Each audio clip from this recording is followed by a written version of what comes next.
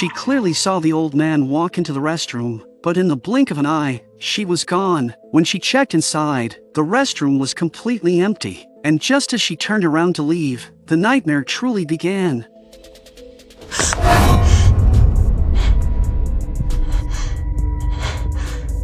ここは私の娘の家じゃ。どうしてくれるんじゃ。娘の家を返せ。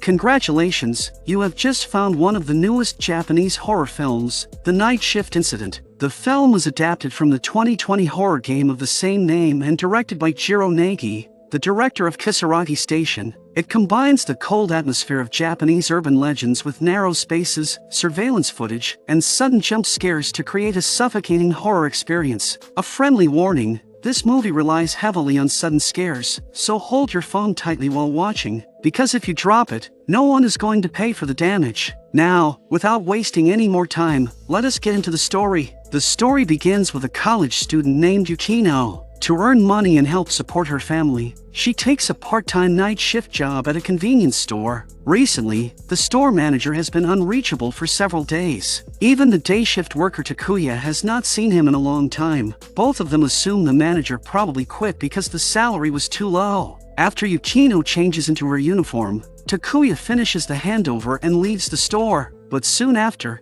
Detective Shinji receives a report about a case. The location is exactly this convenience store. When he arrives, he discovers that the person found dead is the missing store manager. His condition is horrifying, and several burned SD cards are scattered around the scene. The cards are badly damaged, and the footage inside can no longer be read. Shinji believes the cards are probably not the key evidence. If they were truly important, the culprit would not have left them behind so casually. At that moment, an officer tells him that the first witness has calmed down and can now be questioned. Shinji walks outside and sees someone being carried away by medical staff. After asking, he learns that the person is Takuya. He had been found unconscious inside a locker in the changing room. Since Takuya still has not woken up, Shinji can only question the person who reported the case first. That person is Yukino. By this time, it is already after 4 in the morning. Yukino was taken into the interrogation room, and Shinji begins questioning her. Yukino takes an SD card out of her pocket and starts explaining everything.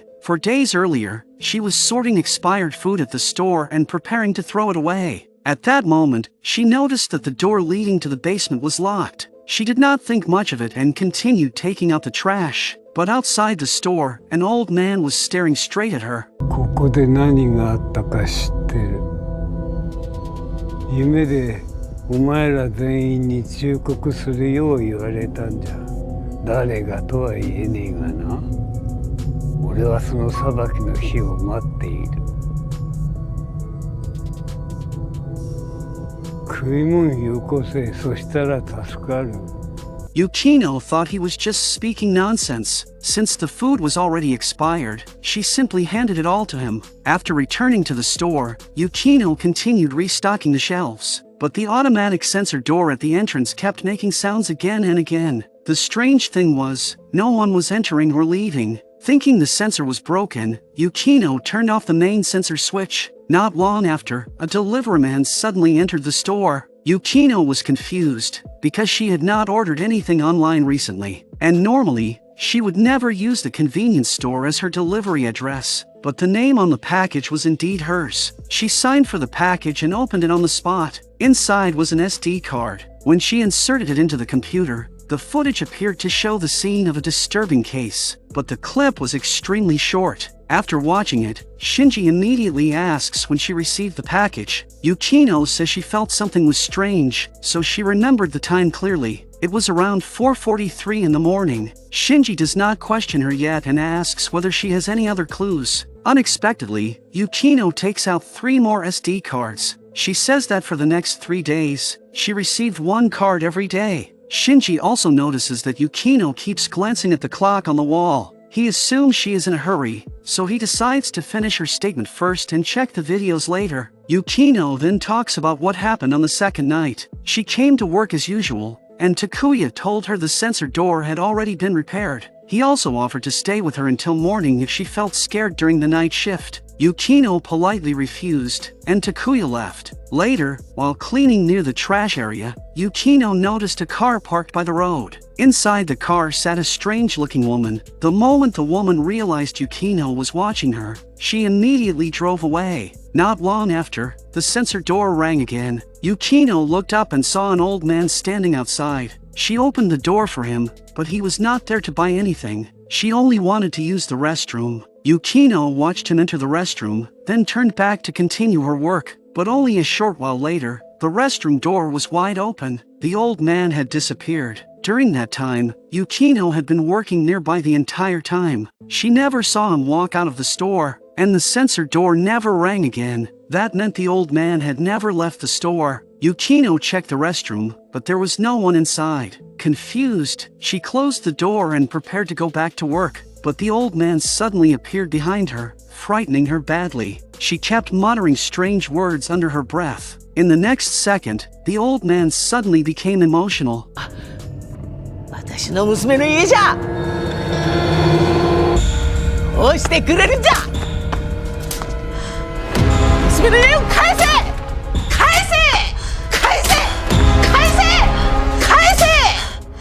A moment later, she calmed down and walked out of the store. The more Yukino thought about it, the stranger it felt. To confirm whether the old man had really come alone, she checked the store's surveillance footage. In the outside camera view, a child slowly walked toward the entrance. The sensor door rang because of that child. Could this be the boy the old man had mentioned?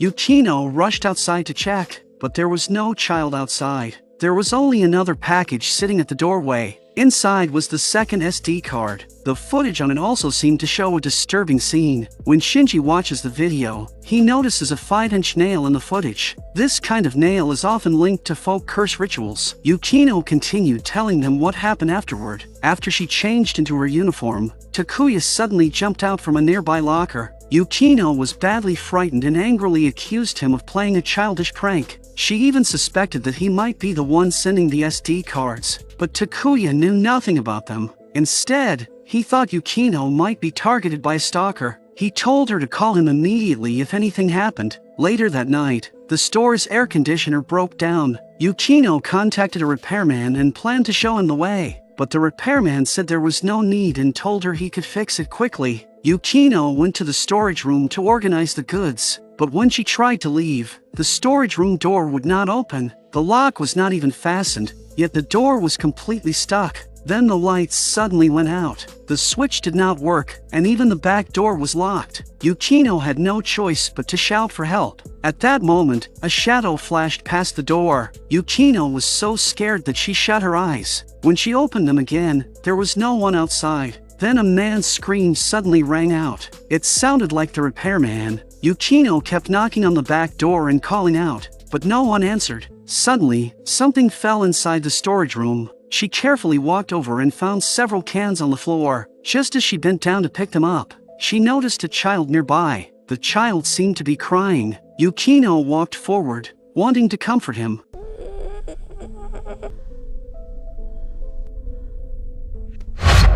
But the next moment, she collapsed to the ground. Her hand touched something on the floor. When she looked down, she saw many 5-inch nails scattered around her. Then she looked into the distance and saw a terrifying figure.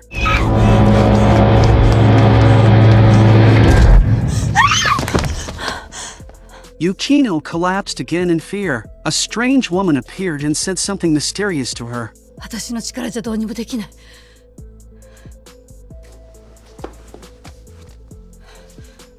せめてこれだけは持っていなさい。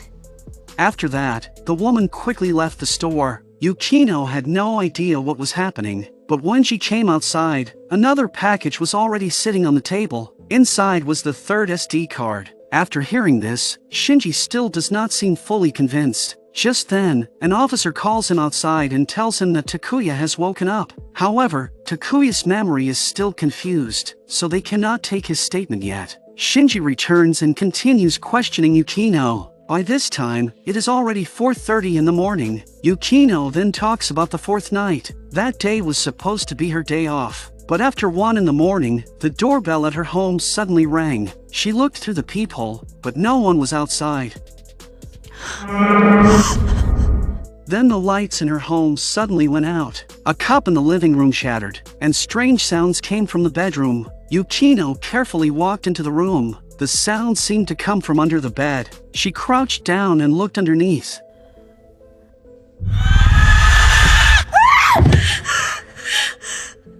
But when she looked again, a delivery box had appeared on the floor. Inside was the 4th SD card. Shinji tells Yukino to continue until the moment she found the body. The next day, Yukino went to work as usual. Takuya was no longer at the store. She assumed he had finished his shift early and gone home, so she did not think much of it and went to clock in. But the moment she finished clocking in, the entire store lost power. All the goods inside the store suddenly turned into rows of monitors. The floor was covered with 5-inch nails. Yukino tried to open the front door, but it would not move. She tried heading toward the back door, but all the monitors suddenly lit up. At that moment, she heard the sound of a 5-inch nail falling to the floor. When she turned around, she saw a figure behind her, which made her even more terrified. She could only desperately try to force the door open, but the figure kept moving closer to her step by step.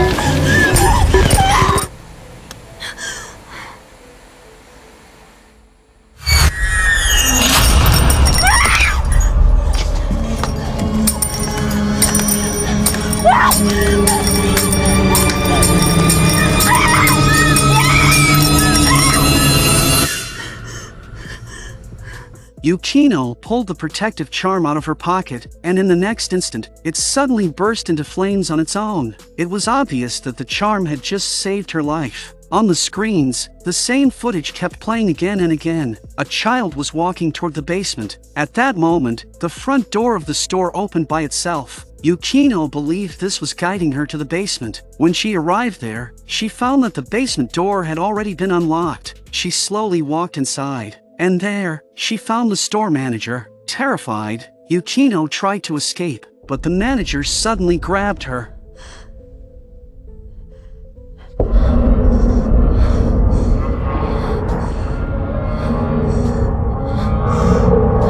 Yukino fainted from fear. When she woke up, she immediately called the police. After finishing her story, Yukino looks at the clock again. Shinji asks why she cares so much about the time, but Yukino does not answer. She only begs him to watch the last 2 SD cards as soon as possible. By now, it is already 4:41 in the morning. Under Yukino's repeated pleading, Shinji watches the final 2 videos. The 3rd video shows the scene of an attack, but the 4th video is even stranger. It is footage from Yukino's home. Right after Shinji finishes watching, the clock reaches 4:44. Yukino finally seems relieved. Her statement is complete, and the police tell her they will contact her again if needed. But after Shinji finishes questioning Yukino, strange things begin happening around him. That day, his wife comes to see him and brings him good news. The 2 of them had always struggled to have a child, but now, she is finally pregnant. Both of them are extremely excited. Later, Shinji goes to the rooftop to check the case files, but he finds no useful clues. He lights a cigarette to clear his mind. At that moment, the rooftop door suddenly opens by itself, but no one comes out. Shinji walks over to check, but he finds nothing. He and another officer later find the delivery man who brought the package. They want to ask about the package information, but the delivery man says he has no memory of that package at all. The case reaches a dead end. Just as Shinji and the officer were discussing the case in the car, an old man walked over. He tells Shinji to give him some food. He says that if Shinji does this, someone can still be saved. But Shinji thinks the old man is mentally unstable and tells his partner to drive away. The next day, Shinji continues checking the files at the police station. A phone call comes in, and the female officer steps outside after answering it. Shinji returns to his seat after pouring water. Then he suddenly notices a child under his desk. He asks how the child got inside, but before he can get an answer, an old man rushes in, calling out the boy's name. Shinji tells the old man to wait, because there is a child under the desk. But when he looked again, the child had already disappeared, leaving him completely confused. From the old man, Shinji learns about an old case. The man's daughter and grandson died because of his son-in-law. Shinji checks the case files and discovers that it happened in 2009. The husband had a mental breakdown and harmed his wife and son. The whole incident was recorded on camera and saved onto 4 SD cards. The more Shinji reads, the stranger he feels. Then he sees the victim's photos. The boy in the photo is exactly the child he saw under his desk. On the third day, Shinji watches the SD card footage on the rooftop. But when he reaches the 4th video, something impossible appears on the screen. The video shows Shinji himself. He immediately opens the rooftop door to check whether someone is filming him, but there is no one there. The strange events have left Shinji exhausted, but the case still has to be solved. So he works overtime alone at the police station. That night, the door suddenly opens by itself. A strange figure slowly appears.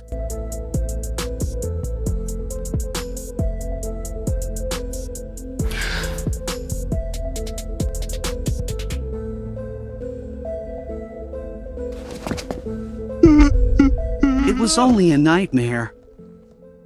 On the 4th day, Shinji returns to the convenience store. He checks the surveillance footage and sees Yukino behaving strangely.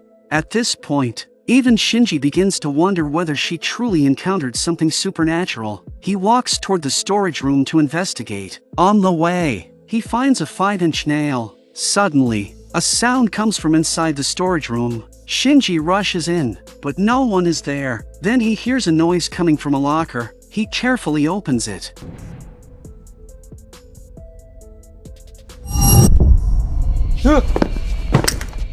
The next second, he is frightened and falls to the floor. His elbows land directly on the 5-inch nails. Then a figure appears in front of him.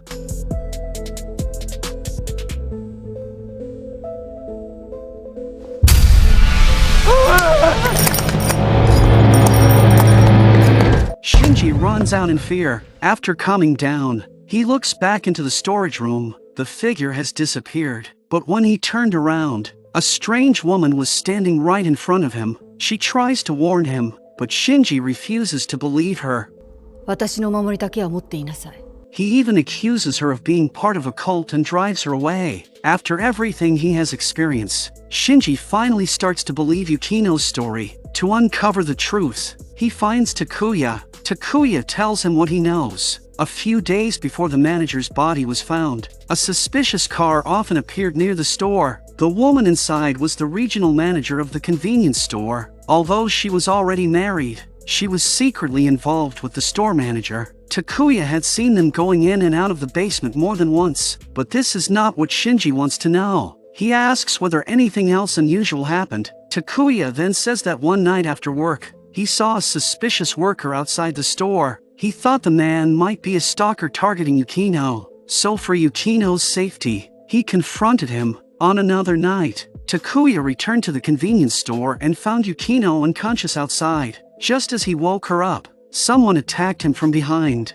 That is all he can remember. Under Shinji's pressure, Takuya finally reveals one more secret. He had installed a hidden camera inside the store's storage room. After learning the camera's location, Shinji immediately heads back to the convenience store. On the way, he keeps thinking about the curse. Maybe anyone who watches the SD card footage will be cursed, but Yukino was still alive. That means she may have passed the curse to someone else. However, other officers also watched the footage, yet nothing happened to them. Shinji still cannot understand the rule. Soon, he arrives at the convenience store, but the moment he enters, the front door closes by itself. All the lights go out. The goods inside the store once again turn into monitors. Shinji tries to enter the storage room, but the door will not open. Then a strange figure suddenly appears.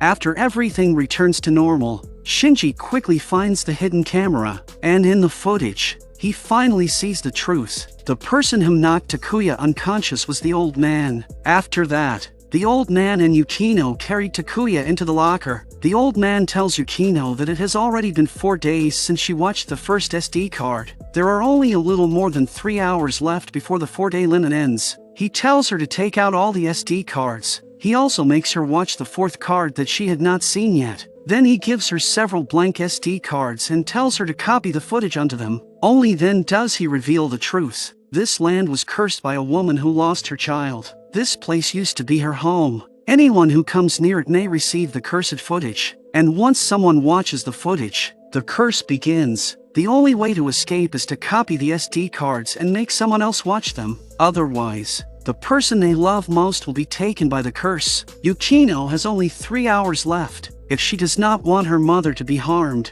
she must pass the curse to someone else. At first, Yukino refuses, but because she is afraid something will happen to her mother, she finally accepts the old man's suggestion. She decides to call the police and hand the SD cards to them. That is why Yukino kept staring at the clock. That is also why she begged Shinji to watch the videos before 4:44. After learning the truth, Shinji is furious. He can no longer remember exactly when he watched the first SD card. Maybe more than 4 days have already passed. Shinji rushes back home. When he sees his wife lying motionless on the bed, his heart almost stops. Fortunately, his wife is fine. He holds her tightly in relief. 赤ちゃんに良くないって。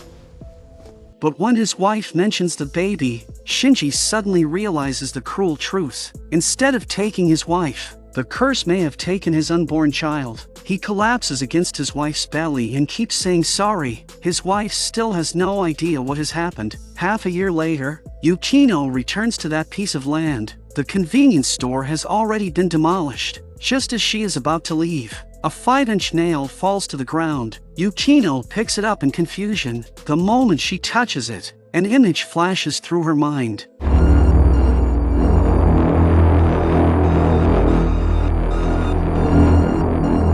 And that is where the story ends. Overall, the film restores much of the original game's content. The suffocating convenience store setting captures the spirit of the game very well. However, most of the horror still relies on sound effects and jump scares. So as a Japanese horror film, it is decent, but not especially groundbreaking. If you are interested, you can check out the original film. Alright, that is all for today. Thank you for watching, and I will see you in the next video.